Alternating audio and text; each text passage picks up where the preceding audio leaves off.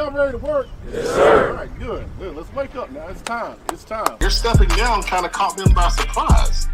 So, yeah, can you kind of tell us what went into your decision to step away from coaching right now? Many of these early offers are what they call contingency offers, meaning the offer is contingent on certain things happening down the road, like a corner growing 1.5 inches. Let's not undersell this thing. A lot of coaches use this as a recruitment tool. I mean, I've lost several players because of 7 on 17. And that's fine. You know, kids choose where they want to go. But at the same time, that wasn't the intent of doing 7 on 17.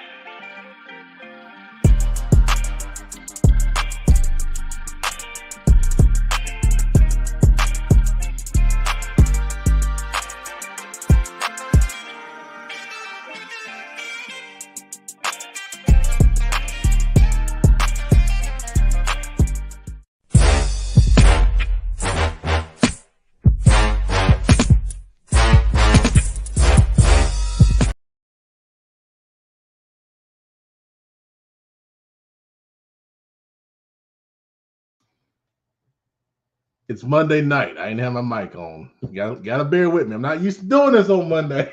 Welcome to a special Monday night edition of Football Focus Weekly on the Pet Man Matt Morrow. We are doing this on Monday night for a couple of different reasons. Namely, a lot of the group have special engagements on Wednesday night. And I've got something on Tuesday night and didn't want to do it on Thursday. So that's why we're here on Monday. But we are sponsored by Victory Chevrolet, where $19 down delivers any vehicle in stock. Make sure you check out VictoryChevyCharlotte.com today for any vehicle needs that you might have. All right. We've got one person here with us. We got more coming, but I'm going to bring him on the screen now. That is the offense coordinator at Walkertown High School, Coach Ian Tatum. What's going on, Pep? How you doing, man, Coach? I'm good, man. I'm good. I appreciate your shout out on Friday night. Couldn't get the win. Hard fought game against Reedsville, but I appreciate all the kind words you said about us in the program. You got really good kids, and all shout out to them. They work really, really hard. Yeah, man. Yeah, absolutely. I mean, it's all well deserved. I mean, you know, from what I saw, you guys were leading at halftime. And, you know, a lot of people didn't even give you guys a chance, which I thought was crazy. But, you know, it's funny. These things seem to, you know, have these kind of rematches when you have those games, and you might see them again in the playoffs. No doubt. If we're lucky to see them again in the playoffs, it means we're doing some really good things. So I hope we do. Absolutely, man. And you guys are doing some good things. And when you're ready to do Pet Man's players, I'm going to shout out one of your guys that, you know, you highlighted that, you know, had a pretty good game. So appreciate you being here as always, Coach. All right, so we'll come back to Coach and we'll get others on the screen here in a few minutes. We got 4 comments in the bucket before we get into Pet Man's players. Karen Belk is here. Monday works. Yeah, well, we'll see. We'll see how it goes. We used to, a long time ago, I used to do a show on Tuesdays, and you know that was hit or miss. So we'll see how Monday works tonight. Deontay Berry, the homecoming king at Huff, is joining us. What's up, man? And then Jonathan Mitchell, CFI here on a Monday. Yeah, man, we here. We're gonna knock it out, man. And then J-Man tuned in. Heartbreaking news about Coach Watson passing away. Keep us in your prayers. We'd appreciate it. Yeah, I just chat administrator just shared that with me on Twitter, and I retweeted that. And definitely we'll keep Mooresville in our prayers. It's always tough to lose a coach that you know really meant a lot to a lot of players and, you know, fellow coaches alike. And I already saw Coach Oliphant at Lake Norman, you know, with some kind words on social media, and I'm sure there'll be many others. But I didn't know Coach Watson personally, but you know, just seeing the sentiment that's already coming out, I know he was somebody who meant a lot to a lot of people in that school and in that program. So, definitely our prayers go out to the Mooresville family for their loss, for sure. All right. We're going to get into Pep Man's players, and I'm going to switch over to that view right now, and we'll start highlighting some guys who played well. Pep Man's players is also sponsored by Victory Chevrolet. All right. So quarterback Trey Blakeney from Huff. We saw them in person, obviously, with the game on Friday night against Mallard Creek. 2 touchdown runs, and he had some critical passes that not only moved the chains, but produced some big plays in their victory. The running back, Jameson Funderburk, number 0. I think he's a little bit of an unsung hero for that Huskies offense. He had 2 touchdown runs in that victory. Very strong, really good in short yardage. Those 2 touchdown runs came down in the red zone near the goal line. Defensive back Carmel Boogie Quick, number 18. He had 2 sacks in the victory. Very timely blitzes from his safety position. And I really thought he disrupted things when Mallard Creek got in 3rd and long, and they really tried to find some passing windows downfield. And, he just eliminated those on those plays, especially. Wide receiver Tyron Evans, 2 impressive catches down the field. You've probably seen the highlights. If you're watching this show, you're probably a football junkie. And you probably saw our interview with Tyron. I really enjoyed talking with him after the game. Very talented young man who's picking up offers. He picked up an offer after the game from Gardner Webb, who I believe was there on the sidelines. And he's got several other Division I offers already. Offensive lineman Deontay Berry, who I just shouted out, ironically. He was named the homecoming king at halftime, and I thought, he was part of a group that had some really strong blocking up front in that game. I also highlighted on Prep Red Zone, North Carolina, Amari Lawrence Broom, the left tackle, I thought was really good. And then, of course, they got center Keondae Marsh, and then I believe he's right tackle. Correct me if I'm wrong, but Jarvis Potts. Those guys did an excellent job, as a unit up front. Defensive end Cameron Sear, number 16. I thought he was impressive on the defensive line and playing defensive end. And on the edge, he had a signature hit on the running back that tried to cut back. And, that was a really impressive play. And then number 0 for Mallard Creek, defensive end Zion Burden. On the first play of the game, he had a hit on the quarterback that almost was a sack fumble that could have, really flipped how that game started. And I thought he played well overall, for the Mavericks. All right, to some other guys, and we're going to fly through these because I got a lot tonight.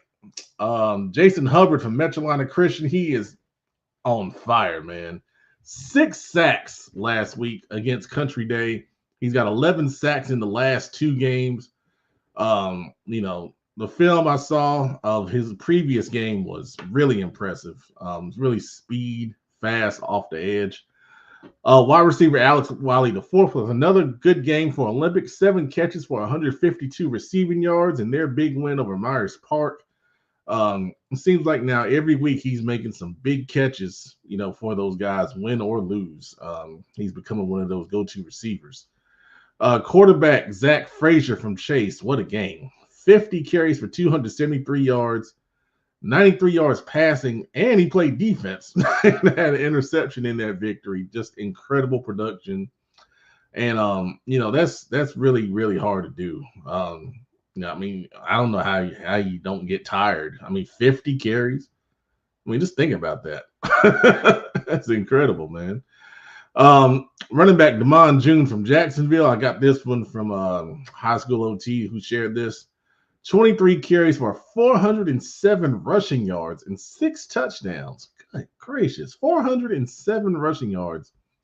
Literally, that's almost 4 full football fields of yardage. What a game, man. What a game. This young man has been playing well the last 2 weeks. Quarterback Zach Dilworth from Forest Hills, 18 of 21, great completion percentage for 297 yards, 4 touchdowns in their win. Forest Hills is really starting to play well. And that's a team that, in 2A you don't want to see come playoff time. Defensive lineman Jacare Davis from East Rutherford, 5 tackles, 2 tackles for loss, and 1.5 sacks in their win. He also plays offensive line. He's a big guy, defensive tackle who can move. That's impressive, man. Good stuff. Freshman quarterback Jonah El Amin from Enloe up in the Raleigh area came in, almost led a comeback for Enloe against Leesville Road. He threw 2 touchdown passes. Being a freshman, I always try to highlight the young kids because those are the guys that are coming up that we're going to hear from in the future years to come. So keep that name, on your mind right there. Running back Jake Anderson from Charlotte Catholic, another good game and a big game, 100 rushing yards and 3 touchdowns in the Catholic victory over Butler, who gives them a share of the Southwestern 4A Conference title. Big stuff right there. All right, defensive back Jaquarius Fields from Providence, 2 interceptions, a pass breakup, and a fumble recovery, and their win over Rocky River. Young man is really starting to play well as the season comes on. It's exciting to see. Another good defensive back, Sawyer Ducey from Porter Ridge, tough loss to Cuthbertson, but he really played his part. 9 tackles, 2 tackles for loss, and an interception. Both of those guys are more kind of like strong safety types. That can, do a good job in coverage as well as come up and hit. Excited to see those guys play well. A name you guys might know, running back Amarion Blue from Jordan had 14 carries for 215 rushing yards and 6 touchdowns in their big win. I believe Amarion is committed to play at Eastern Michigan on the next level. Senior having a big game right there. Wide receiver Sam Dodd, I thought this was really special, from Cardinal Gibbons. He had 8 catches for 228 yards and 5 touchdowns and 1 half. That is a heck of a half right there. I mean, for some receivers, those are great numbers for 3 or 4 games. But, good gracious, man. Cardinal Gibbons is one of the better teams in 4A out of the eastern part of the state in the Raleigh area. That'll be a name that you'll see when we get deeper into playoff discussions. Wide receiver Josh Stover from Maiden. Maiden with a big win over Bunker Hill last week, excuse me. 7 catches for 149 yards and 2 touchdowns and 5 tackles. Getting it done on both sides of the ball. All right, J.M. Robinson, the team we're going to talk about here in a few minutes, and I'll tell you why. But freshman defensive lineman Landon Harding had a nice game. 6 tackles, 2 tackles for loss, and a sack in their victory. Defensive back Micah Bright, very talented prospect from Cox Mill. 5 tackles, 2 interceptions, including a pick 6 and a tough loss to Lake Norman. But once again, Micah really played his part well. And then Tarboro, we know them well. A state title contender every year. Running back Caden Everett, 11 carries for 165 rushing yards and 3 touchdowns in their big win. And we got more this week. A lot of guys played well. Quarterback Jalen Hewitt from Havelock, talked about him before. 19 of 22 for 397 passing yards and 6 touchdowns in their victory. Believe he picked up a offer from Dream U. If you guys know what I'm talking about, that is Independence Community College that was featured on Last Chance U a few years ago. I think he got that offer today. So congratulations to Jalen on that. Running back Aiden Turner from West Shaw, 3 rushing touchdowns in their big victory over the Harding Rams this past Friday. And I told Coach Tatum I'd shout him out. Running back Cam Kelly from Walkertown, 28 carries. That's a big workload right there. For 170 rushing yards. He also had 30 receiving yards and 2 touchdowns in that tough loss to Reedsville. But I know he's been a special player all season for Walkertown, getting it done. Defensive back Kyle Bynes from Palisades had a pick 6 in their big victory over Valentine Ridge. Shout out to Palisades. Really looking good to potentially win the Summit Conference. They got a bye this week, and then they've got Ardrey Kell in a big game to end the regular season. Running back Devin Walker from Olympic had a big game. 19 carries for 118 yards, 3 touchdowns, and he's also playing defense at linebacker with 8 tackles and a big win over Myers Park. Cameron Johnson, it seems like he's on here every week, but he keeps putting up incredible numbers, and I can't keep him off. From Corvian, 122 rushing yards, 71 receiving yards, 2 touchdowns, and he flips around on defense. 16 tackles on defense as a linebacker. Big win over our community school Davidson. Wide receiver Kingston Curry, we featured him before. From East Gaston, he had 6 catches for 80 yards, 2 touchdowns, and then 2 pass breakups, and a tough loss to Burns. And then finally, running back Rashad Dockery from Southview. What a game. 320 rushing yards and 8 touchdowns, which ties a state record for touchdowns in a game in their victory down in the Fayetteville area. So, wow. Great job to all those young men with those performances. Once again, Pet Man's Players is sponsored by Victory Chevrolet, which also sponsors our wonderful show here. Now, we're also going to bring to the stage Mountain Island Charter head football coach, Robert Washington. What's going on, Pep? How you doing, man? Hey, you see it? You see it? Oh, Yeah. Why? Yeah. Hey, we ain't fair weather fans. Hey, we go through the ups and downs. And, bro, we had a lot of ups in the last 20 years. So we're in a little rebuilding stage, but we'll get the train back on the track in the next couple of years. Well, I'm not going to shout you out, too bad, because Drake May is you guys' quarterback now. So we got to show love to Drake May, former Myers Park Mustang, also played, of course, at North Carolina. So glad to see him in some extended action getting it done.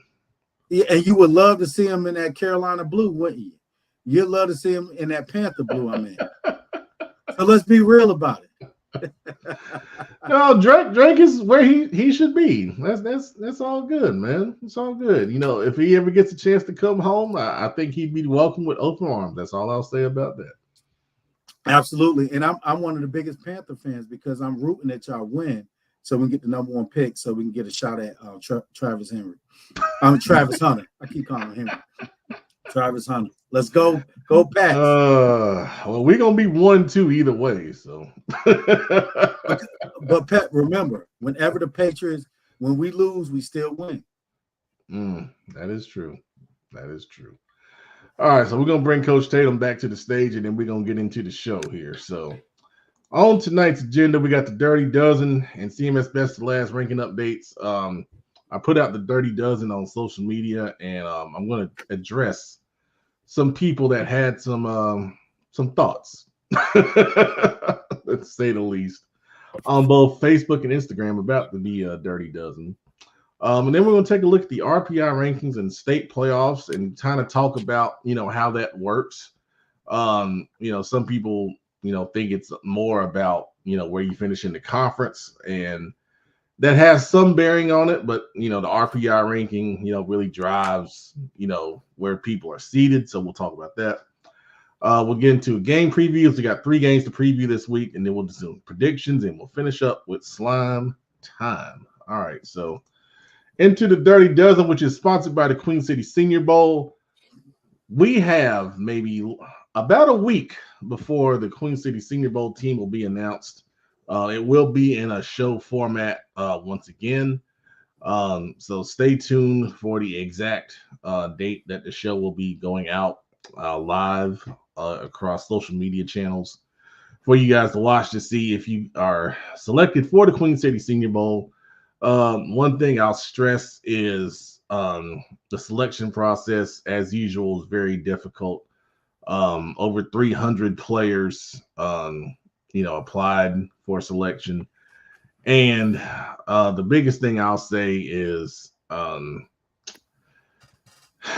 just tune in, because it'll be a fun night as always. Just tune in. With that being said, a couple changes in the dozen.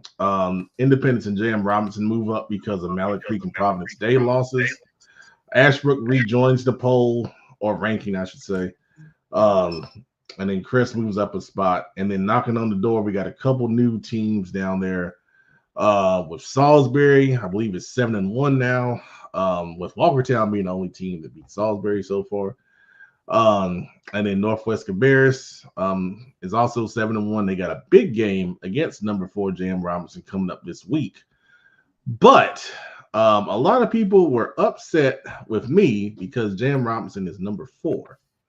And a lot of the sentiment is that J.M. Robinson really hasn't played anybody. And, my point is this. the teams that they have played, they have absolutely destroyed.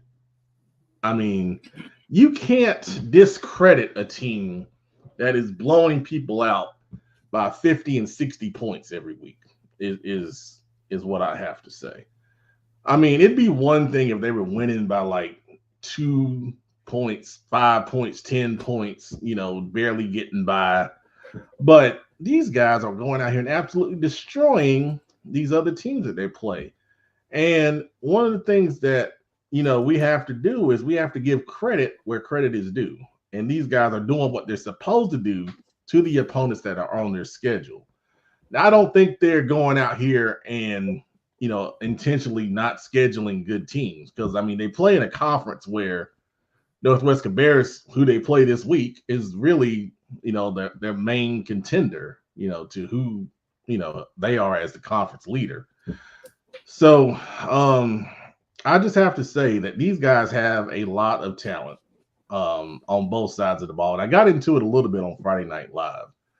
But for you guys that are watching that are not familiar with them, because a lot of people aren't talking about them. We talk about a lot of the contenders in 3A. First of all, these guys made the third round of playoffs last year. They were in the game with Dudley last year until about the middle of the third quarter, where they sustained a lot of injuries, and Dudley took advantage of that, as a good team should do. But that being said, these guys have a lot of seniors that have been, in the playoffs. They've been in big games. They played Northwest Cabarrus twice last year, won both games, which is very hard to do against a well-coached team led by Eric Mormon. And these guys, I think they are relishing the chance to really go out here and prove themselves on Friday night against a team that, they consider each other rivals. So they're going to be fired up. It's going to be a huge credit to Northwest Cabarrus. But John Bissonette at quarterback, LJ Smooth Watson at running back, along with the freshman running back Ennis Styles, 3 of the best receivers in the Charlotte Metro area with Brian Rowe, Xavier Burnett, Dominic Testa, a big, strong, athletic offensive line, Aiden Black on the defensive line, Nick White at linebacker, Jamarcus Hunter in the defensive backfield. They have very good special teams, and they're well coached by Jason Seidel and a staff that has won in several places, and they know how to win in big games. So I'm going to stand up a little bit for J.M. Robinson right here, and I think it's necessary because I think they've just been under the radar, and now people see them in the top 4, and they're like, who are these guys, and why do they deserve this, and blah, blah, blah. I encourage you, go look at the film of those players that I just named. Those guys are really, really dang on good football players. Dang on good. Pep, one thing I'll say, I'm friends with the O-line coach there, Bradley Hamill. We used to work together.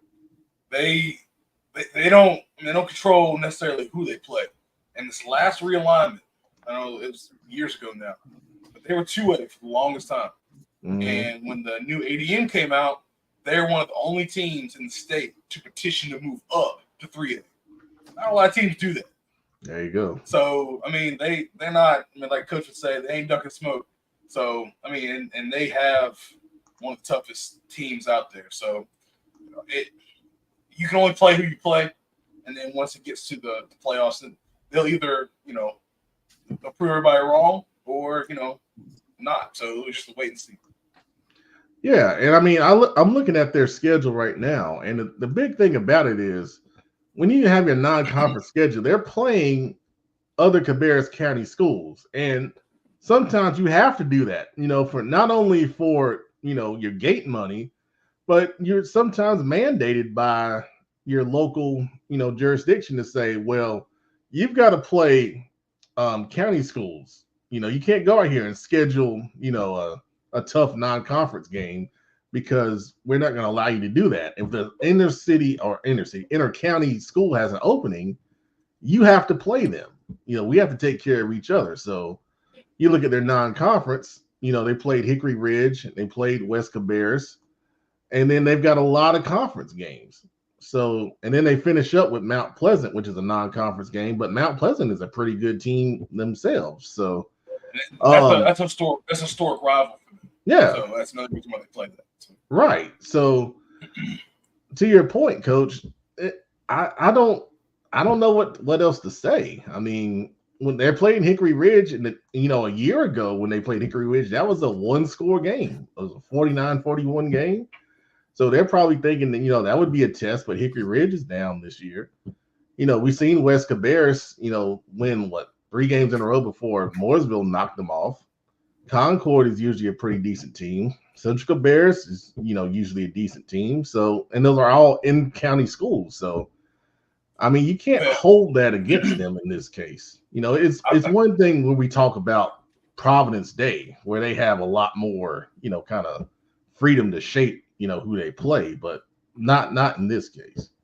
Well, I'll tell you this. Bradley just texted me, now he's watching. He said the schedule was made by the previous staff. So, schedule is the schedule. There you go. And Pat, you got to play who's on your schedule. It's not like situations like some teams do, and we know the teams that do it. They fluff their schedule to pad their coaching resume. This is not the situation. They're playing who's in front of them. They're playing all the county teams. It's like them in the county.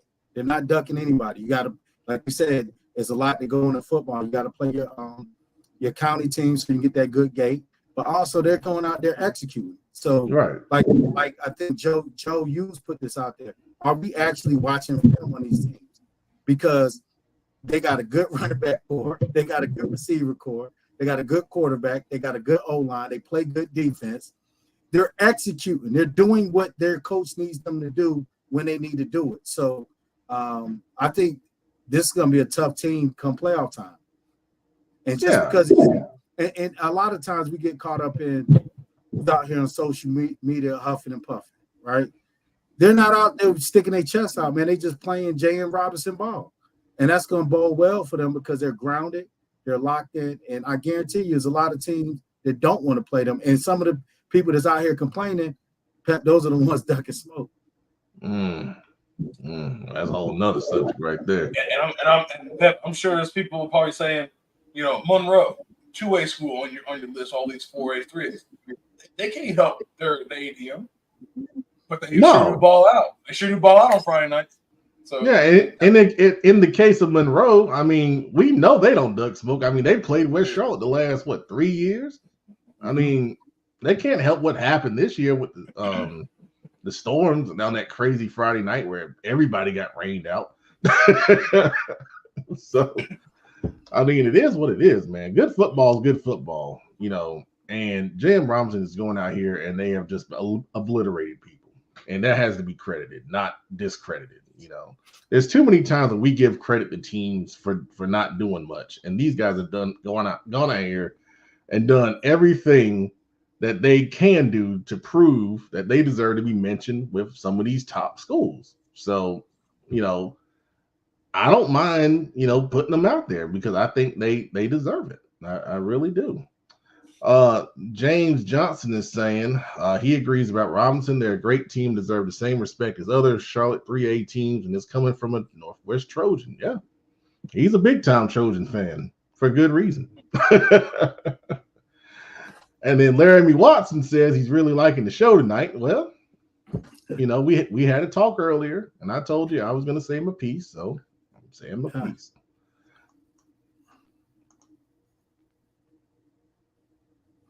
And Pep, shout out to Gaston County on LJ Watson, man. He's doing his thing, man. This kid been good for years. And Laramie I've been watching this kid play since he was 5 and 6 years old.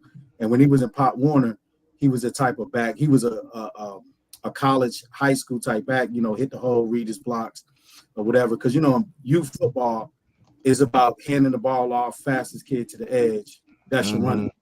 But I watched this kid when he was younger, man. He had something special that I could see it early. And most importantly, he puts in the work. This kid has been working for years. I actually trained him a couple times when he was younger. And he just had it. You knew he had it, man. And I'm glad that he's somewhere where he can showcase his skill set. So shout out to LJ and the entire J.M. Robinson football team. Absolutely. Adam Big Eye Shelby Weber, welcome to the show. What's going on, fellas? What's going on? How you doing? Cuz you got a fresh cut? Yeah, man. I got me a little haircut, man. Over there looking crispy.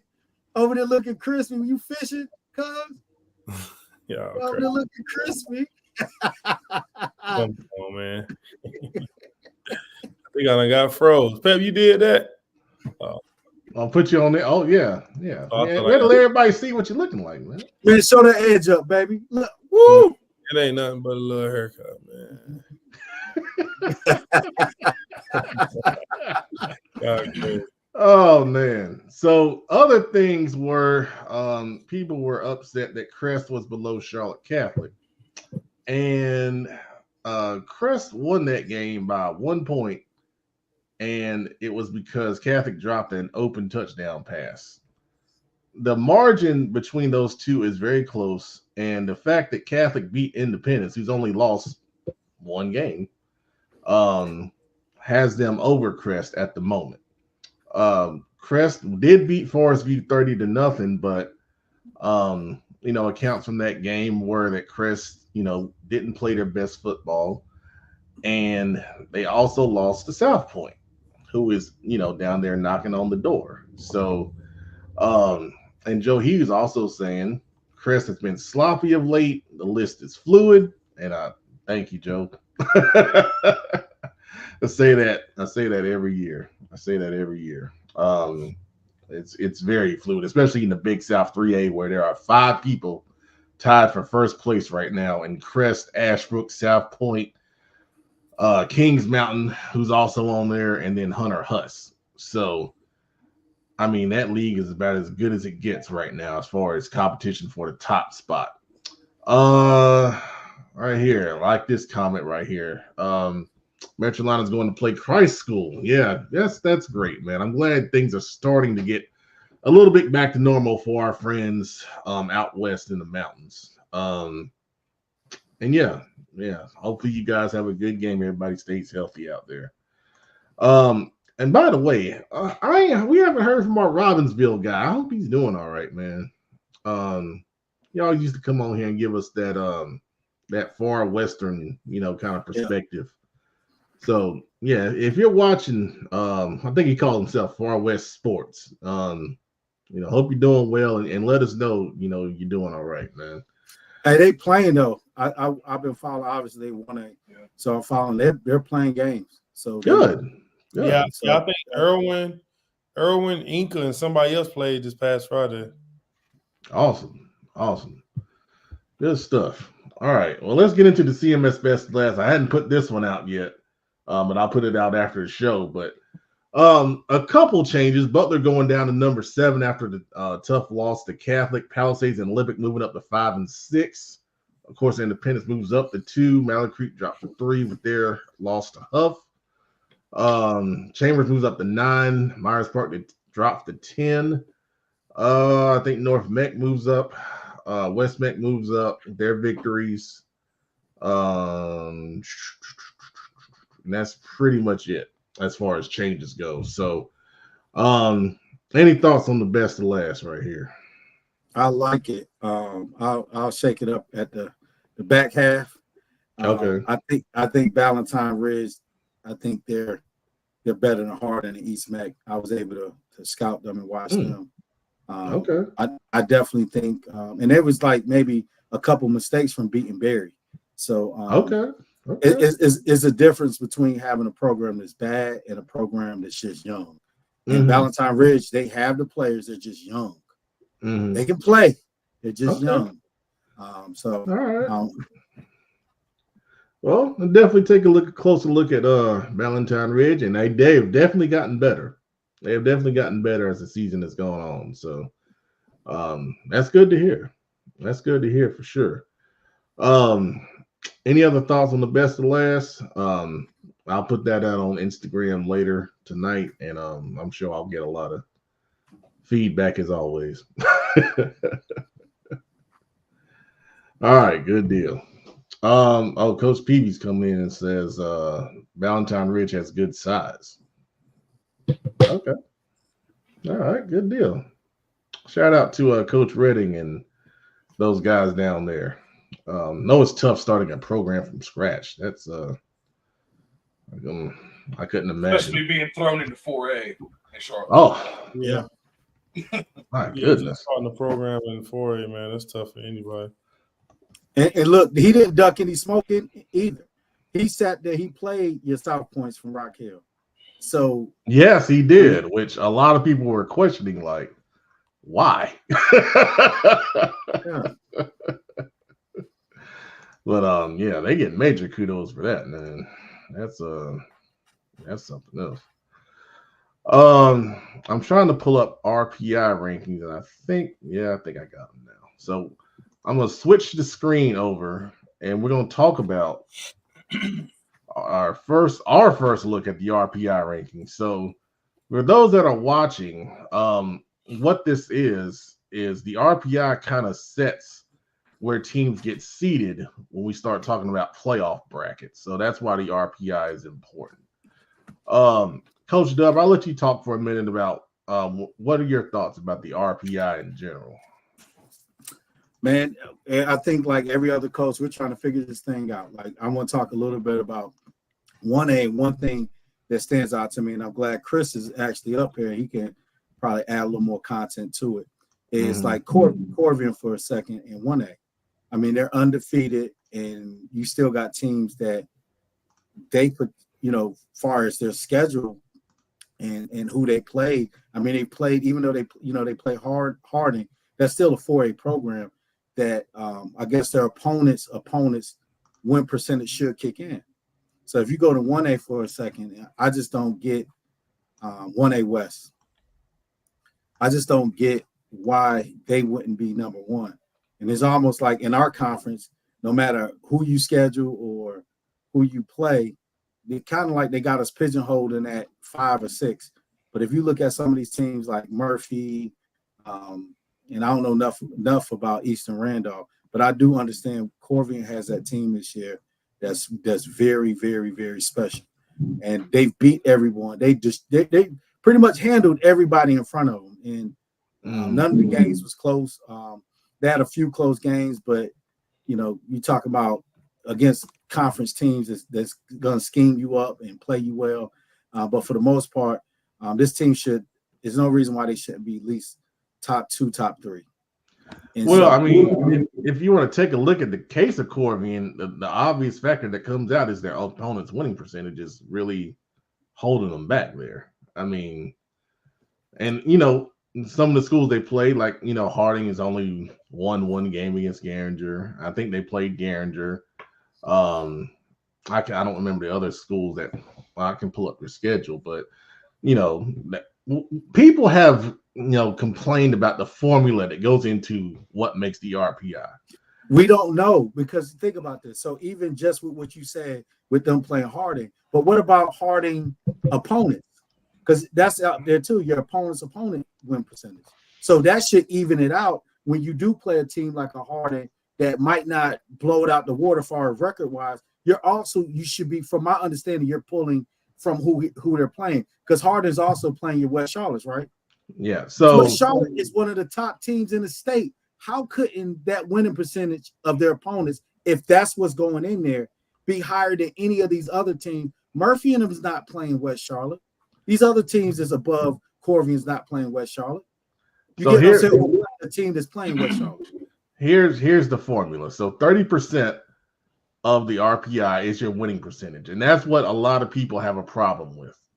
They think what you do as a team should count more in your RPI formula, and I agree with that. I don't know how that's not the biggest factor. The biggest factor in the RPI is your opponent's winning percentage at 40%. And then the other 30%, like you're talking about, Coach Dub, is the opponent's winning percentage. So your biggest factor in your RPI is your opponent's winning percentage. And I think they did that to encourage teams, and to use your term, to not duck smoke. So it rewards teams that go out and play a tougher schedule. Like you look at number 1 in Mount Airy, their opponent's winning percentage is, double what Corvian's is. So, that's a big factor. One thing is it doesn't factor in class either. So True. If like you're talking about, Corvian played Harding, who played a West Charlotte. But if another team played a team that's not as good as West Charlotte but had the same record, it's all the same. Mhm. So, but it doesn't take into account that West Charlotte would beat a lot of those teams. But it doesn't take into that account. But also, Tatum, just being at a 1A charter, no one wants to play us. So they're playing who will play them. Like I'm always doing a song and dance with my schedule as well because no one wants to play a 1A charter. It's just what it is. And the teams that look like us that could give us competitive game that's around us won't play us. So I don't feel like they should get punished for that, for going out playing those type of teams. You get what I'm saying? I agree. Yeah, I agree. And then if a 1A team plays a 4A team, that should be factored in. Mm-hmm. Because if the goal is to avoid teams from duck and smoke, I mean, you could be a 4A school and you play a 1A or 2A team with a good record, like Corvian, and you're pulling their winnage percentage. When we both know that a 1A team and a 4A team shouldn't be on the same playing field. Like, look at Ballantyne Ridge. We're going to play them for that extra week, but they got 80 kids over there. Mm-hmm. You get what I'm saying? Like, it's a different monster. So I don't know, to answer your question. I don't know exactly what going into it. It just doesn't make sense. Because you go back to the 1A West, and I'm going to show you another situation that I'm making where it really confused me. Now, the Corvian was one of them, and then there's another team that's another one. You understand what I'm saying? I know y'all not familiar with 1A, but y'all finna get y'all finna not really. I was in North Carolina, coach, so 1A, man. Hey, we play ball down here too, baby. Who you talking about? All right, look at Robbinsville, 3-5. Keep going. They're number 9. You got Carver, 3-5. You got a 2-6 team right there. That's 16. That I get it. The winning percentage is only 30%, but you could be. I don't know. I mean, well, see, in this case, and you're talking about Hayesville right here. The winning percentage is 25%, and that's where people have a problem because, yes, you played a strong schedule, but I think coaches would want to have more control over their RPI based on their results. And I think that just makes more sense. Like, if you're going to do the 40-30-30, the 40 should be in the winning percentage and not on the opponent's winning percentage. Yeah, and I think for a while now, like the whole RPI, people say RPI, all it stands for is that a loss to a good team is better than a win against a bad team. That is all RPI means. Mm-hmm. So why, like you say, Hayesville, nothing against them, but they're 2-6. Right. Mm-hmm. So they're a quarter winning percentage, but then their opponent's winning percentage is 65%. Pretty darn good. So they're playing good teams, so they're getting rewarded for playing good teams and losing to them. Right. Yeah, and I believe Hayesville and Andrews, they're in the same conference, if I'm not mistaken. I'm pretty sure they are. But my thing is, I think it encourages more duck and smoke. You get what I'm saying? I think their goal was for them to encourage coaches to play competitive games. But what it's doing is people will dodge you because they don't want to play you. Like, we're a 1A team, right? And we got to, our conference is pretty strong across the board. But for the most part, when we have to schedule a non-conference game, I have to schedule the Cabarrus Stallions because this team or that team won't play us. Mm-hmm. You get what I'm saying? So what is the solution then? What do you guys think would be the best way of going about? I think they just got to go back to what they used to. Like, I don't understand why what you do as a team is not as important as what the teams you play against do. Like, at the end of the day, it's about winning. Right. It's about winning. So, like, you're going to give the people I play more credit than what we have. Right. Like in you guys' case, Big Eye, I'm looking for you guys. You guys are at 22. That's 71. And it's like, and this is the thing what's crazy because, like, our winning percentage is higher than the opponent's winning percentage, right? Yeah. But, like, it's like you can't look at a schedule and say who's going to win the game. Like, you know what I'm saying? Like, you look at us where it's like you pretty much say if you don't win conference and you win and you lose one game, you go from Because where is Charlotte Catholic on this? Think about it. 19. Charlotte Catholic might win our conference. Well, I think Charlotte Yeah. Catholic won the conference beating Butler, and they're 19. Mm-hmm. Yeah, and Think about that. So think about that. crazy. You talking about the majority of these teams are not even winning their conference. That's in the top 25. And I mean, look at Butler at 31. They're barely in the field. You know, and it's crazy. So think about it. Nobody played a harder non-conference than Butler. How is this? I mean, what in the world? Because Butler played Weddington, Butler played Roseville, Butler played Irmo, and they played I can't remember who else. But you understand what I'm saying? Like, it doesn't make sense to me. They played Richmond, who's doing good. They played Richmond. So they played Richmond, Irmo, Weddington, and Roseville. That's insane. Like, I'm talking about playing also, you guys and Catholic. And they're one. They don't factor in the out of state teams with this, do they? Yeah, I was gonna say, yeah, I don't think they do. I don't think they do. They're given a generic. I think I'm trying to think. I thought connecting states got counted, like South Carolina. Well, but I'm not sure because I know people were saying. I think at one point last year they were saying like them games don't count. So here it is. It says out-of-state opponents from states that border North Carolina will be counted the same as in-state opponents, provided they have a verified Max Prep account and schedule. So Irmo should be counted in that. Yeah. So I mean, it's just tough, like with this RPI stuff, because you pretty much because pretty much based off this, even if Charlotte Catholic win the conference, you basically saying you're not giving them a top 8 seed. Well, no, they'll get one because they won the conference. Yeah, they'll get it, but I'm like, they're gonna be 8 though. Yeah, I mean they'll be the lowest. Yeah.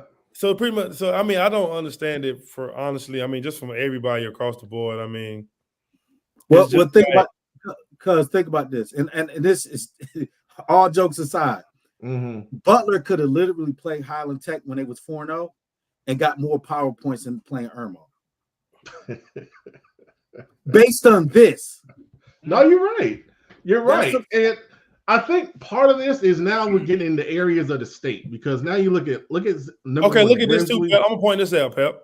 Right, you got Grimsley, Northern Guilford. That's what I was getting ready to say. Northwest Guilford, West Forsyth, East Forsyth, all within 30 minutes apart, and they don't play each other. Only one play each other, I think, is East and West Forsyth and Northwest and Northern. And like Grimsley plays all three of those. They're Guilford schools right there. You know what I'm saying? So it's like I don't understand. Yeah, like, it's what's happening is I think you have to factor in where you're playing ball at. Yes, that's because what I was ready to say. You got to understand, and I think the issue came into like I think this happened a long time ago, like when I was in high school. The teams in the map felt like they felt like their football was equal to or greater than everybody else's football. So I think they used to get upset whenever they had to travel and they'd be undefeated. Mm-hmm. But if you look at the top 30 teams in 4A, they come from Charlotte or Greensboro. I mean, yeah, you're right. I mean, we got Watauga, who's always good out of the mountains, but outside of them, you got Asheville, who still has a lot of games to play because of, but you got TC Robeson with 5 games at 14. Well, that's going to bear out because they got more games to play. So how many games they got left? Because you only got 2 weeks left in 2 weeks in that last week. They will only be able to get off 2 more games in addition to what they're playing now. So they're gonna miss a game. And then based on that, really, if you decide, and I was thinking about this in my head, I was like, dang, why did I reschedule the Covenant Day game? Because if I didn't play North Ardell, I would have had a higher winning percentage. So you start getting out of coaching. You get what I'm saying? So if we only had 9 games, our winning percentage would have been better. So I get what the state is trying to do, but we're knowing that this is not working. I think they should do like South Carolina does, or bring some districts, make the districts play. Like if you're a 1A school in a county, y'all play each other. If you're a 2A school and y'all do it like a district and kind of let them advance that way. I mean, I gotta say, a 5-3 Chambers team in one of the toughest conferences in the state is not in the playoffs right now. That's insane, man. That's insane. And to your point, big guy, different areas of the state are not created equal. And I think, certain areas are getting rewarded because they're winning by playing a lot of schools that are not good at all. And in Charlotte, there's a lot of teams that just beat up on each other. Yeah, because you would see it because what's Butler record right now? Yeah, 4-5. I'll go back up. Okay, they 4-5. Okay. So based off this, it's basically saying if we beat them and they're 4-6, they're not making the playoffs. And I'm willing to bet you that 4-6 Butler is better than a number of those teams. A number of those teams. I ain't not gonna name nobody, but you don't have to. They're better than a number of those teams. So, like, are we really getting the best teams in the playoffs? No. Because you pretty much saying, right? You pretty much saying this top 32, if the season ended today, that's who it'll be. Yep. I mean, within reason, without whoever. I know, but I'm saying we're saying with a loss. So say if everybody on this list wins this Friday, but Butler don't have a game, so that mean their last game of the year is a must win to get into the playoffs. Yeah, that's what it's starting to look like. And you got Ragsdale at 2-6, and you got teams under them that's won 5-6 games. I mean, Audrey Kell, who still has a shot at the conference title, but they'd be out. But I'm gonna tell you something.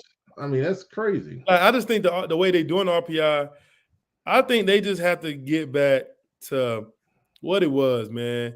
You win your conference, you make the playoff, and whoever got the better records out of all of them, that's just who make it, man. I mean, because you try to factor in the system, but it's like it's contradicting itself. Well, think about this, because if Butler might not want to play another game, because if they sit there at how many games they play? 9? Yeah, they got us next week. So they got to play. But you get what I'm saying? Like, if they only had 9 games, they're in. So it's discouraging a lot of these coaches from making those games. And more than that, I'm going to say this. With the mountain teams, I think now there's going to be some pushback on these guys, if they don't get to those 10 games, which it looks like, some of these guys, aren't going to be able to get to, should they be considered on the same level as a team that has played the full 10-game, slate? And I could see some coaches, kind of being upset, and it's not the mountain team's fault. You can't control what happened, but, I think there should be some consideration. And I know that the Mountains are playing a modified schedule and they're going to play as many games as they can. But, going back to what we talked about when the hurricane happened is, should some of these other teams be allowed to participate in the playoffs if they can't meet, what the standards are? Well, like right here, you got Mooresville right there at 17. And you got Asheville that's played 4 games. So should they even be on there? Right. That's what I'm saying. Exactly. Like, it does. It don't make sense that you're gonna have that. Pretty much, you're saying the season end of the day, Asheville 3-1 is better than 7-1 Mooresville, 7-1 Independence, a 6-2 Catholic, 6-2 Lake Norman, 6-2 Coverson. 6-2, like, you're basically saying the team. You're saying that team is better than all these teams. Like, I don't understand that just record wise. I get it, man. Well, another thing too, I think where they hurt larger classifications is this, Pep, is I don't think everyone should be in 32. Like, it shouldn't be, 64, 32. So in 1A, everyone's gonna make it pretty much, except for maybe 5 or 6. Well, yeah, that's how it always is for 1A, yeah. So for me, it should be like, okay, your largest classification should have this amount. Then keep doing it, but it shouldn't be like that across the board, because you're going to get a lot of teams that opt out. So let's go to some comments before we take a look at 3A, because I know some people want to look at 3A too. So, Coach Peavy at Corvian is sharing that, they try to play larger schools, and, like you said, Coach Dub, people didn't want to play them. Kind of some of the same stuff you were saying. Joe Hughes saying 1A has more upsets because of the way the RPI system is. Joe also sharing the South Point's only going to play 9 games. Jason Happ is saying it should be a system like European soccer. Wow. You got to explain that. I don't know what European soccer does. Sean Lyerly saying that bad conference opponents overall will hurt your schedule. Coach James from Ashbrook is saying Whittington or Grimsley doesn't want to see Butler around. Heck no. Not at all. And then Coach Torrance of Statesville saying it's affecting 3A. So we'll take a look at 3A. Because think about 3A right now, right? You got Crest, South Point, and Ashbrook in the same conference. And I think Ashbrook still has a chance to win the conference. I think if Ashbrook win their next 2 games against, I think they got Kings Mountain left. Yep, that's just somebody else. And I think Crest still got to play Kings Mountain. But I think South Point may have the easiest road now. But like it's just like it's crazy that and only one of them is going to win the conference, and those other 2 guys only one of them can win the confererence. And, and the other 2 guys may get 1 home game, and then they're on the road the rest of the way. And then you got like Dudley at 8-0, and they're oh my gosh, what in the world? And understand, like with Dudley's the same thing, like what Coach Dove talking about. Like nobody wants to play him. Here you go. Look at there, Jan Robinson, 14. We just went on that whole discussion about Jan Robinson. They're 14. Like and people and like people don't want to play certain teams. Like people say it all the time. Like Grimsley don't play Dudley, Reedsville don't play Dudley. Like Dudley got to play Page or somebody else. Like it's a lot of games that get missed out on. Like West Charlotte at 20, and they played a great conference. Lake Norman Charter. West Charlotte plays in the toughest conference for 3A. It's not a conference tougher than what West Charlotte plays in the state. That's crazy. I'm just, but guess what? We're trying to make sense of this, and you're watching it with your own eyes. They play. West Charlotte plays only. I think they only play 1 3A team in conference. Yeah, they play 4A teams. They play Westmeck and Harding, and that's it. So and they got to play Chambers, Huff, Malley Creek, and Hopewell, right? North Met. And North Met. Come on, like you put any other 3A team and say play their schedule. They're not 5-2, maybe, but maybe a Dudley, maybe a maybe a Dudley that's off top, maybe. Cuz look at this. So you mean to tell me a Lake Norman Charter team that lost to Union Academy is better than West Charlotte that lost to Malley Creek or Huff? I mean, they lost to Malley Creek and Huff. Just think about that. Yeah, Malley Creek and Huff.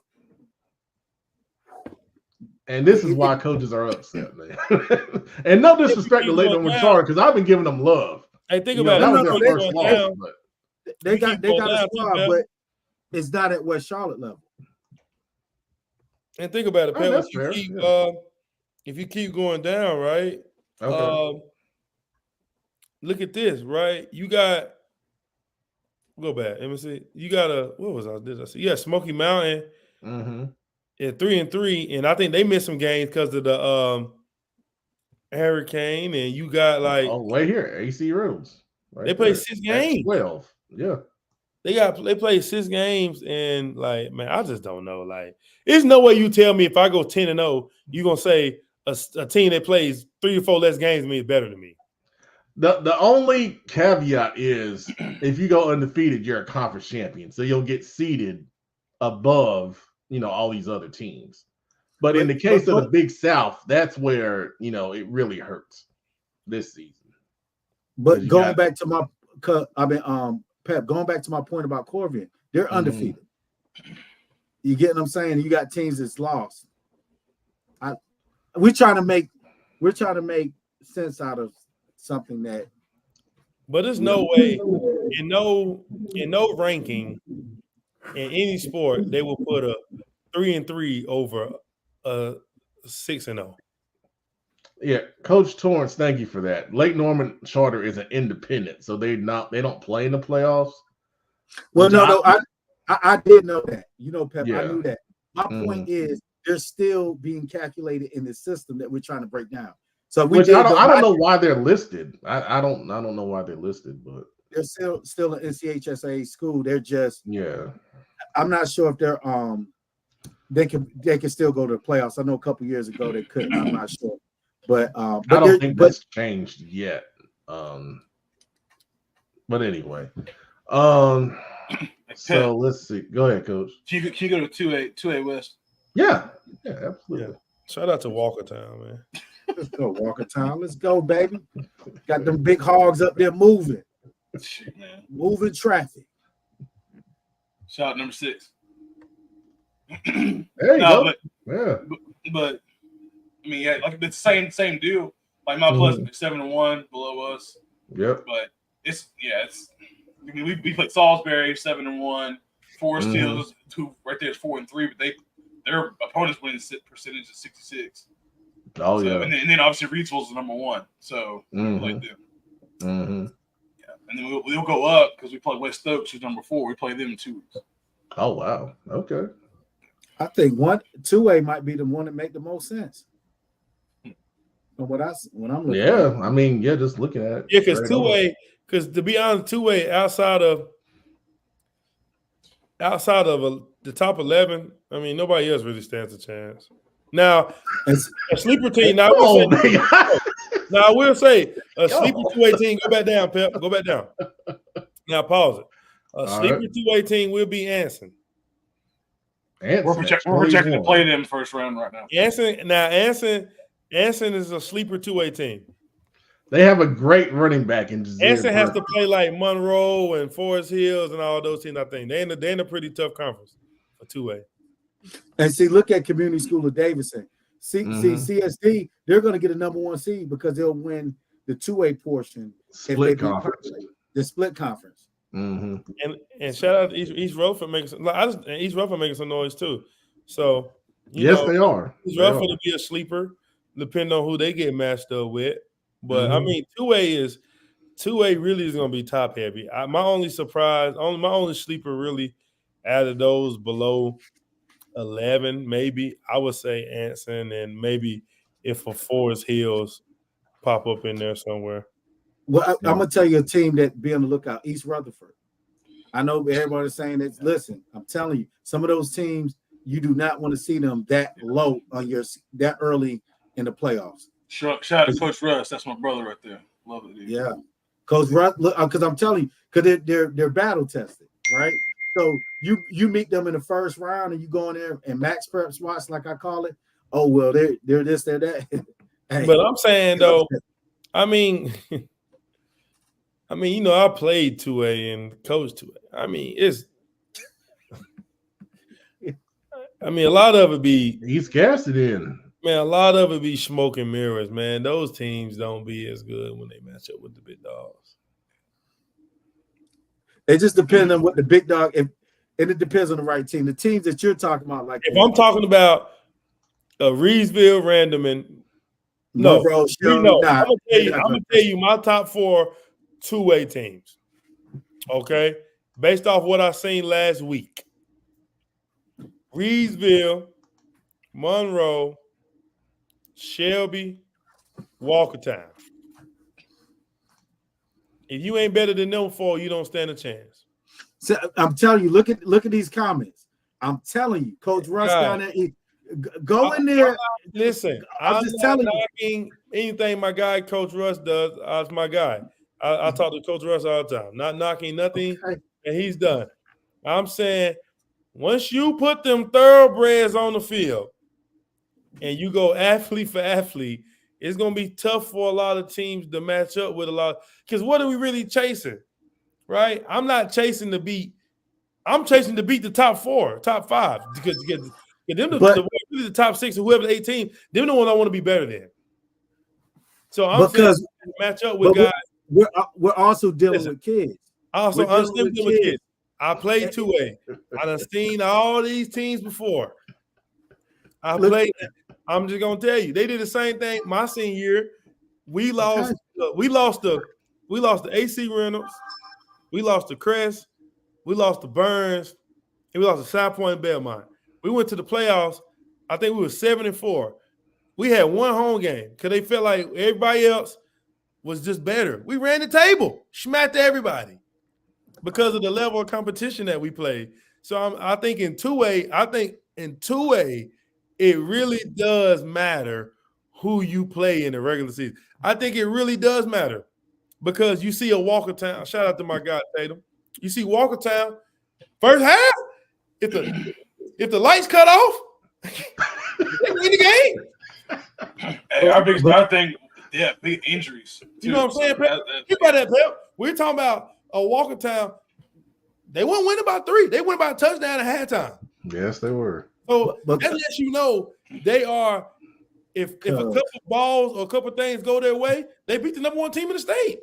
If we didn't play Salisbury and Forest Hills early in the season, our guys wouldn't be confident going in that game. So think about that. They played Salisbury and Forest Hills. Think about it. Walkertown has played Salisbury, Forest Hills, and Reedsville. Nobody else in 2A has played 3 top 2A teams in their conference. Because all I'm saying is going there with a tweaked ankle, going there with a tweak, Monroe issues. You in trouble. I'm just telling you. On this list, Reedsville, Monroe, Shelby, Walkertown has played the best competition by far in 2A. As far as non-conference schedule. As far as conference schedule or non-conference, well, not conference schedule, non-conference schedule. Because you in Burns. Burns played Kings Mountain Crest, and they're going to play Shelby, and I can't remember who else they played. Reedsville played tough non-conference schedule. Walkertown, you see who they played. They ain't done no smoke. Tough non-conference schedule on top of having a Reedsville toward the end of the year. Monroe played the West Charlotte game, got cut off, but they played West Charlotte. Or they playing these teams. I'm telling you, I think I will say 2A is really predicated off how battle-tested you are. In 4A, I won't say it because it's so many, all the 4A teams are in one place in North Carolina. So, unfortunately, you can't really, have a super loaded schedule unless you are in that Mallet Creek and them conference, and then you just throw some non-conference games when there was other people, right? You can't really do that. But I'm saying, I'm telling you, same thing with 3A. West Charlotte is battle tested because all they do is how they done every year is play 4A teams. Now, if they lose a game, it's just because the team either that much better or they have mistakes, just like anybody else. But I'm saying from a 2A connoisseur, a lot of these teams be fraud. They are fraudulent. I'm telling you, they are fraudulent when it comes to. Because I'm gonna lean on your expertise. You did play 2A. You did. Understand you, and I'm not knocking the school's record or the coaches because you play who you can play and you win what you're supposed to win. I'm just saying when it comes to playoffs, I can give you an example. I remember going against East Surrey. They was undefeated. Had to come down to Shelby. We beat them by 40. And that team, and think about it, if they don't see us, they probably win state. You know what I'm saying? So it's about who you play leading up. Like a Walkertown is going to be walking somewhere, and they're going to win games or they're going to give teams their best shot. So I want to say this, looking at 2A, one team we haven't mentioned who I think can be a factor, and Big Shelby, you know these guys, Mount Pleasant, because you guys run into them, you have run into them the last couple years. Yeah, Mount Pleasant always a tough, well-coached, disciplined football team. Mm-hmm.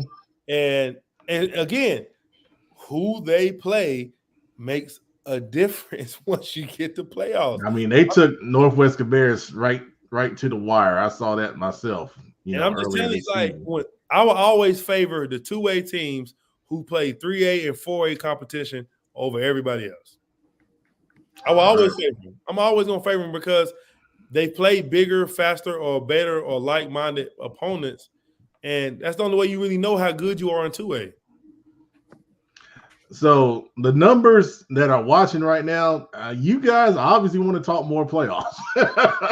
So I think this is going to be something we do the rest of the way here. Going. And I'm willing to bet if I was able to have a segment and pick the 2A bracket each week, I probably can tell you who's going to win the game.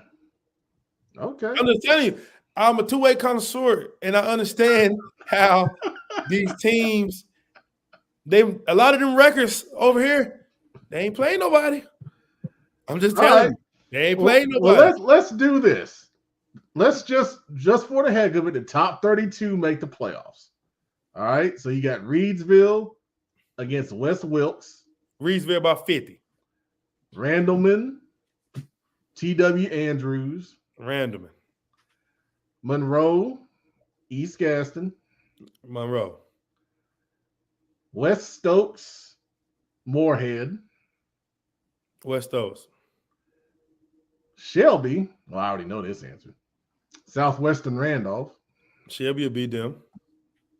Walkertown. Battle tested. West Davidson. They're going to beat them.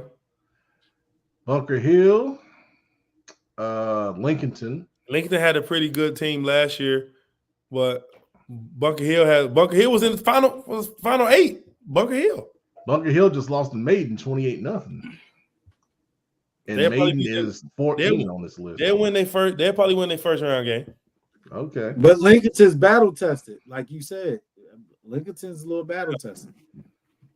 All right. Mount Pleasant against North Forsyth. I'll take Mount Pleasant because North Forsyth got to go up this long trip. All right. Forest Hills and Lexington. Now that's gonna be a good one. I think that'll be a good game. Okay. Lexington got athletes. That's what I'm saying. So Lexington 5-3, they probably playing the tough teams. I'll probably take Lexington in that one. All right. Burns, Bandies. Burns.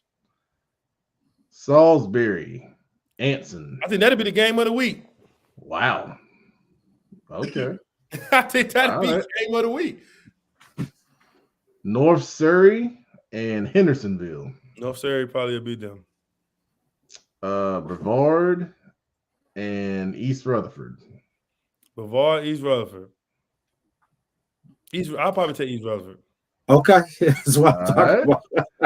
I'm just saying because I'm just telling. Now I'm not saying East Rutherford a bad team. They'll win a playoff game. All right. Maiden and Community School Davidson. I'll take CSD. All right. East Surrey and East Surrey. Okay. I think I'm one off. But anyway, that might be something we do, the rest of the way here. Well, comments on fire. Good gracious. And they said Brevard already beat East Rutherford. So it's gonna be hard to beat a tough team twice. Yeah, now that's true.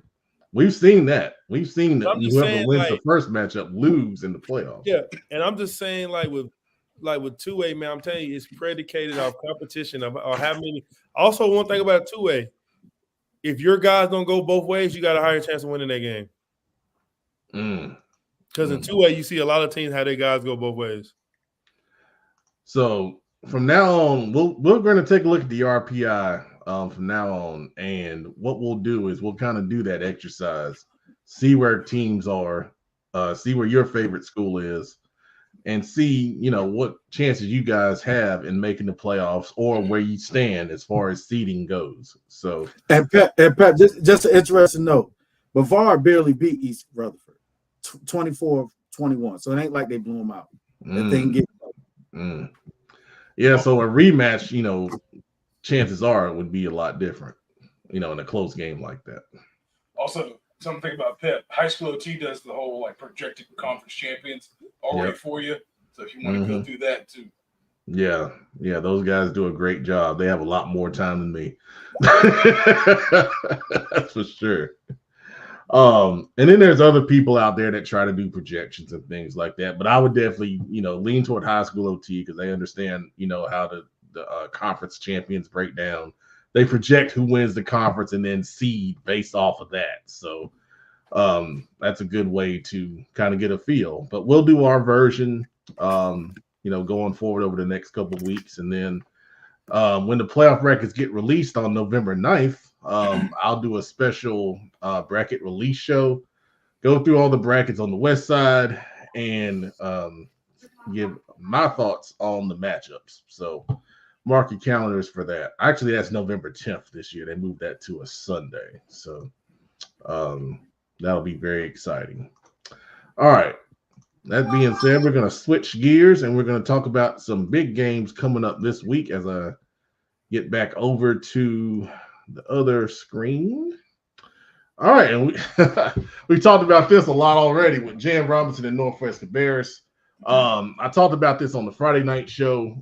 Briefly, I'll give my thoughts for those that didn't see that. Northwest Cabarrus has a great running back in Jarlin Dry, number 20. He's approaching 1,500 rushing yards on the season.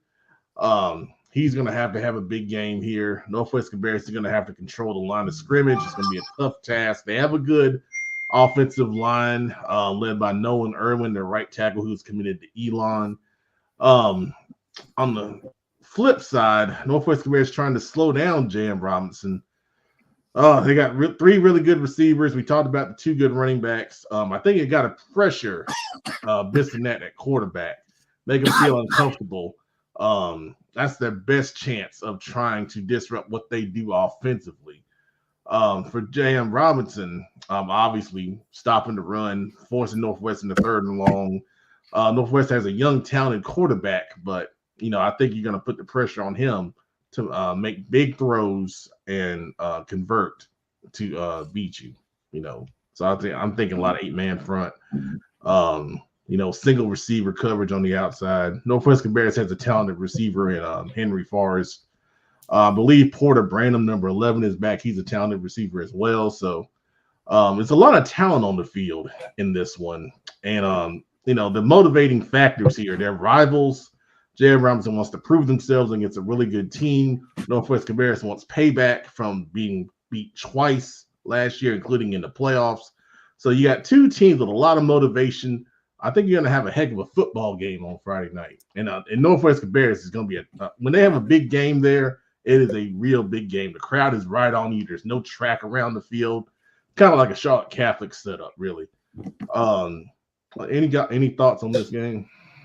Yeah, I think that'll be a very good game. I think maybe based off schedules, is one of the better teams that Northwest Cabarrus. I mean, one of the better teams that Jan Robinson be able to play this far, especially at the end of the year. I think it'll just either double down on how good they are if they're able to beat Northwest Cabarrus.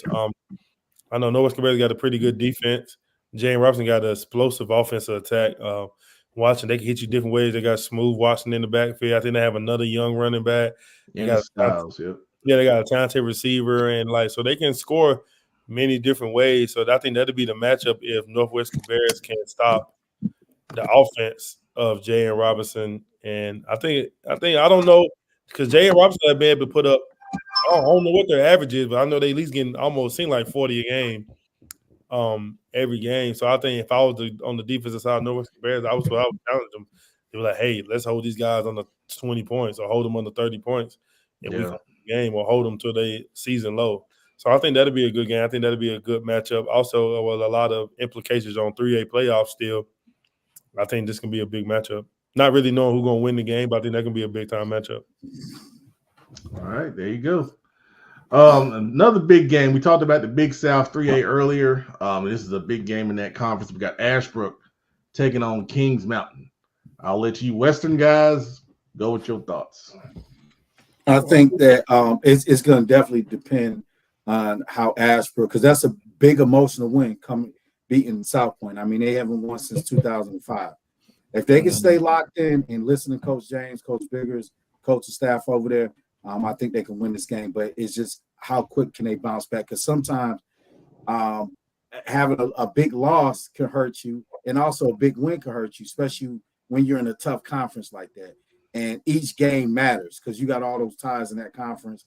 I'll let y'all sort that out. But I think if Ashbrook play Ashbrook ball, they're talented. They'll get the dub.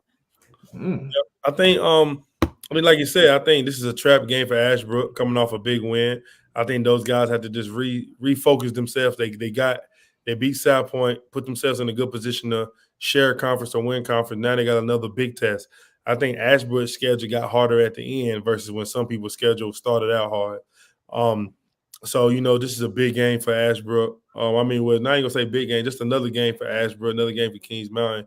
I think that it's big implications on, again, playoffs and still share of a conference. I think if Ashbrook can beat Kings Mountain, and then Crest can beat Kings Mountain, or if Kings Mountain beat Crest, I think outside of South Point, Ashbrook, and South Point will be the only one with one conference loss or one loss period. So I think this game is very big about determining about who wins it or who loses it, man. And I think that Ashbrook has shown that they can play for full court. They can be disciplined.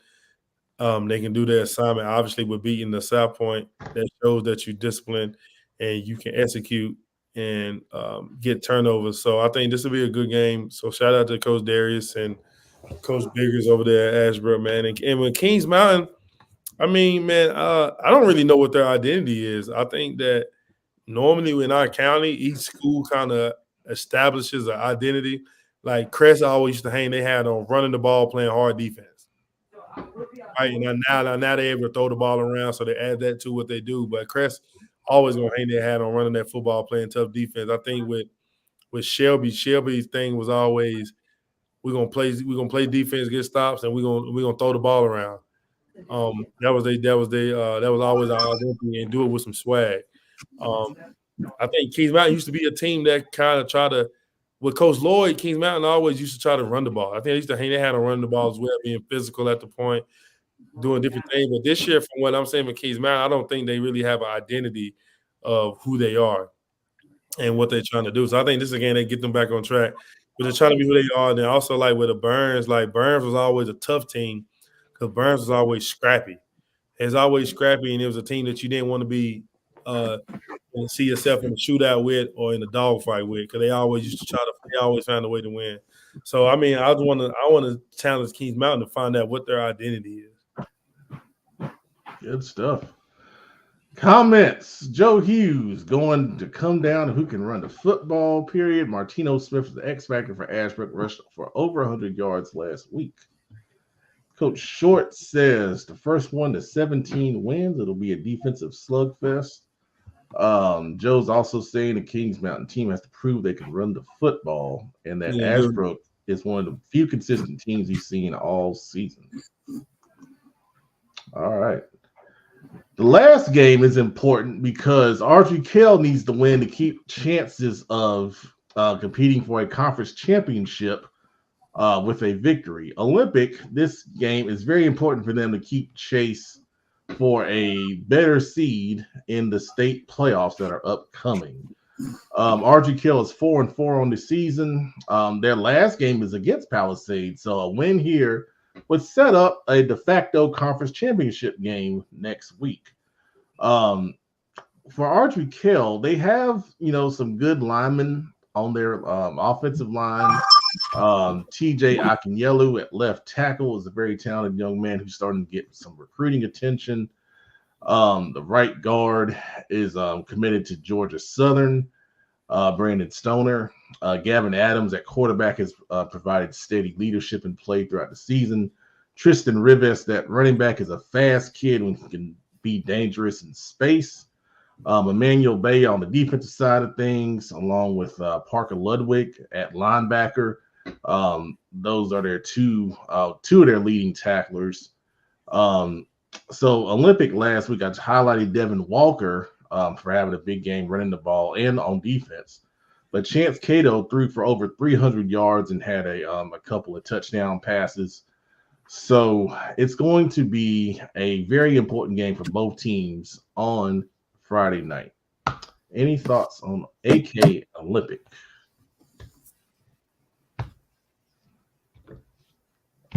It's going to be a lot of fun. The SOMET conference has been wide open. Palisades is in a good spot right now. They have a bye this week, so I'm sure they'll be there watching RGK and getting the game plan together. Here is Martino Smith, who's very excited about Friday's Ashbrook and Kings Mountain football game. So, Martino, I hope you go out there and rush for another 100 yards, man. Appreciate you watching. All right, let's get into some predictions. Both of these teams are 4-4, Concord and West Rowan. I'm going to have to take the West Rowan Falcons in this one. Coach Dub. It's going to hurt me to pick against my guy, but yeah, West Rowan. Big Eye. I'm gonna go with my guy Shep, man. Concord. All right. There you Coach go. Staten. I go with the home team, Coach Kraft, Westford win. There it is. Battle of the Shield. Hopewell at North Mecklenburg. 2 rivals.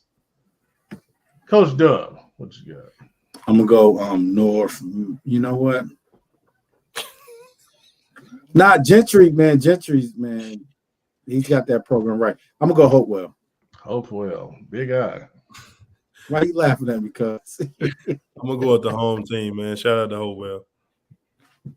North Meck's the home team.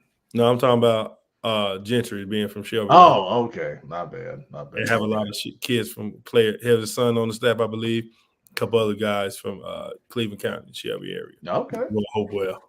Good deal. Coach Tatum. I'm also going to go Hopewell. Man. North Meck. We can't put a clean sweep curse on them, so I'm going to go North Meck right there. All right. 2 0-8 programs in Cabarrus County. Hickory Ridge and Coxville. Who gets their first win on Friday night? Coach Tatum. My guy Breon Holmes. They're playing at home and go Cox Mill. I'm gonna take Cox Mill as well. Coach Doug. Again, hate to root against Juke, but hey, Cox Mill. Big Eye. I'm gonna go Cox Mill. Oh, Jupiter's gonna call me. Oh man. All right, big college football matchup. Notre Dame taking on an upstart Navy program that is undefeated on the season. Big Eye, what you got? Shout out to the triple option, man. I'm going Navy. They don't run it no more. What they running? Spread. Oh Lord. I'm going Navy. Coach Ain't Navy undefeated? Yes, they are. Yeah, I'm going with Navy. All right. I thought they was in the wing T still. Hey, Notre Dame with the upset, baby. Let's go. Notre Dame with the upset. That don't even sound right. I get it. But Navy's undefeated. Coach Tatum. I'm going to go with the Service Academy. I'm going to go Navy. Okay. I'm going to go with Notre Dame. I think it might be a little culture shock. Thank you, Bob. That's good information right there. Nice. Yeah, Drew Connick. Yeah. Good deal. All right. And then a little NBA action because it's officially NBA season for me. Whoa. Man, we got basketball on here, man. Charlotte Hornets. This is Houston football. Rockets. No, this is football focus. No. No. I'm done with the NFL this year. Why? I've moved on. Why the Carolina Panthers are not up here? Because I make the list. So Charlotte Hornets. Hey, who do Carolina Panthers play this week? I don't know. Hey, cuz, let me know who they play. Who they play? I'm glad we all picked the Hornets to win. Let's go with Charlotte Hornets. I know. Well, with this one, I'm kind of conflicted because we got somebody from North Carolina on the Houston Rockets, man, from Gastonia. Who? Nate Hinton. Shout out to Forest View, Tabernacle Baptist. No, that's nice. Benjamin Hinton. That's great. My brother Benjamin Hinton Jr. My guy. Shout out to the, but I like the Hornets though. I can get behind that. But yeah, let's go. I'm gonna go with the Rockets. Man, what the? Get out of here. Anyways, thank you for participating in predictions. Let's look. Hey, Pep, I'm gonna give you my prediction because I didn't get a chance to do Friday Night Live every Friday night at 11:45 on these same outlets. This is your show. We talk about what Denver Broncos, scores, commentary, interviews, and more. Make sure you come join us. And it's sponsored by Craig Fail of Black Bridge Financial. All right. That being said, it's time for everybody's favorite part of the show, Slime Time. Who would like to go first on Slime Time? All right, I'll go first. I would like to slime the Carolina Panthers. What are we doing? Oh, man? What are we doing? It's ridiculous, man. I don't understand how we can go out there with no passion, no real game plan, Marcus Mariota, who I didn't even know was still in the league. Hey, look what's on the screen down there, Pep. 40-7. Ridiculous. It's absolutely ridiculous, man. We got to get some daggone pride. Hey, look at the corner of the And screen. where are the Dan Morgan dogs at? Where are the Dan Morgan dogs? Look at the corner of the screen. All we doing is playing with a bunch of puppies, man. A bunch of puppies out here. This is ridiculous. I'm so tired of wasting 3 hours every Sunday watching this crap. We got to, back in the day, a long time ago, when the Hornets were on a losing streak, somebody went up on one of them billboards and said they weren't going to come down until the Hornets won. We need somebody to go on a billboard here and just sit up there until the Carolina Panthers decide to win a game. That needs to happen because this city is just tired. We're so tired of being laughed at, made fun of, discredited, trashed. It's tiring, man. We got to do something. I'm tired of this. I'm not even taking y'all off the show, man. I'm not even going to do it. I appreciate it. Who's next? I'll take. So you said you're not gonna kick us off, right? I just gotta pile on, kick y'all while y'all down, punch y'all with glasses on, whatever. But the Carolina Panthers, man, like I'm telling you, not only the moves that y'all made leading up to the season, all the trades that I won't get into, the bad drafting, the constant defending of the ownership, the leadership. Y'all knew the coach y'all hired wasn't a good coach to begin with, but y'all still believed. My slime is for the Panther fans, by the way. Y'all was all hyped about this guy coming in from a Tampa Bay team that, hey, it was what it was. But this guy has not won anything. Y'all buy into the cliche quotes at the end of the press conference. We can do this and we can do that. Y'all got excited when Andy, the Red Rifle, whatever his last name is, got in there. Dalton got in there. Y'all was excited. He won a game for y'all just for y'all to get let down. So I'm rooting for the Panthers the rest of the season because my Pats, we need Travis Hunter in New England. So we need y'all to win a couple games. So hopefully y'all can do that. Who's next? I can go next. All right, I'm gonna slime myself. Oh no! And it's kind of good and bad. Because 2 weeks ago I came on here, slime time, right here. Slime my Los Angeles Dodgers, and that's on me. But it's also good. So I feel like my slime should propel them to a World Series appearance against the Yankees. So it's good and bad. I'm gonna slime myself. I'll take that one on the chest. We game one on Friday. Not gonna be able to watch it because of our own game. Hope I can catch me with the tail end of it. But go Dodgers. Game one in Los Angeles. Let's get it. I can honestly say this is one World Series I ain't watching. Big Guy, you got the last word. Man, I really don't have no slime, man. I think life's been good. I haven't really been seeing no negativity outside of that team that plays in Bank of America. I mean, good Lord, man. I mean, at least put a good product. I mean, the Panthers are out there playing with practice squad players. You got people subbing in the game. It's probably the first game I've been to with fans wearing jerseys of people who don't even play there no more.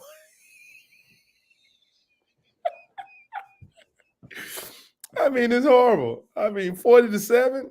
I mean, did you even come to play? Good night, everybody. Have a great week. We'll be back on Wednesday next week.